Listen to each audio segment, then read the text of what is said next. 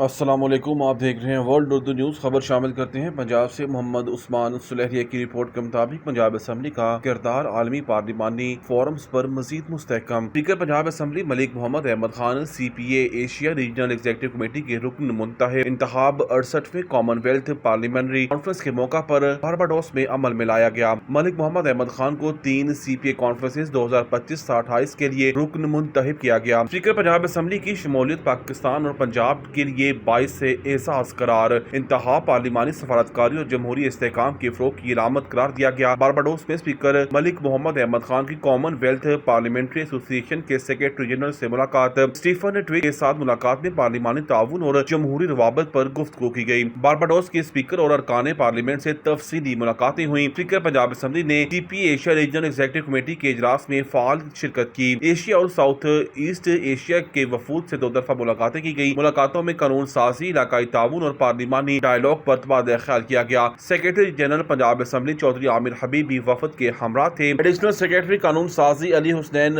بھلی اور ایڈوائزر برائے اسپیکر اسامہ خاور بھی شریک